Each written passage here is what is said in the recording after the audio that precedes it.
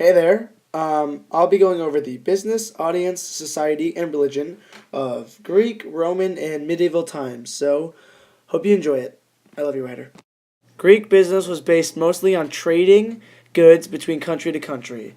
It relied heavily on imported and exported goods, but business also involved theatrical income based on the charge of admission for tickets to see both tragics and comedies. Depending on the auditorium, the size of the audience could range from 200 viewers to around 30,000 viewers. Audience members were very influential.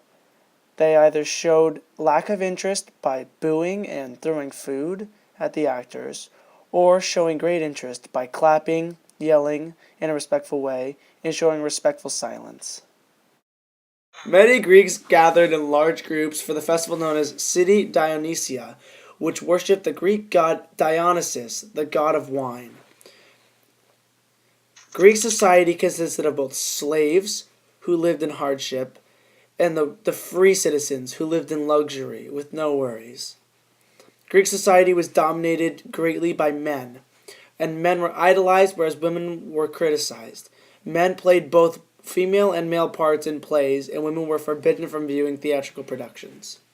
Greek religion focused mainly on many Greek gods, as they had a polytheistic religion. Many historians believe that Greek theatrical performances developed from religious ceremonies, focusing on both the strengths and weaknesses of the Greek gods. All productions had some form of worship involved with the gods, and many consisted of song, dance, and live performance. Roman business consisted of a combination of both commerce and trade, as well as slave labor, resulting in an easy way to make income. Theater brought in some income, but not nearly as much as the other forms of revenue for the state. The characteristics of Rome were exposed through their audiences.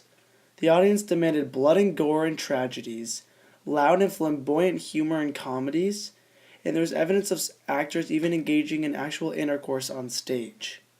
The audience demanded a lot from the actors and had great influence on the production. Like Greece, Rome had a man-dominated society. Men played almost all the roles in the theatrical productions. Women were not allowed to attend nor participate in these productions, although they would have loved to. Rome had a polytheistic religion, consisting of many Roman gods which people worshipped. Similar to Greek performances, Roman performances were based on religious themes and were almost directly derived from ancient Greek works.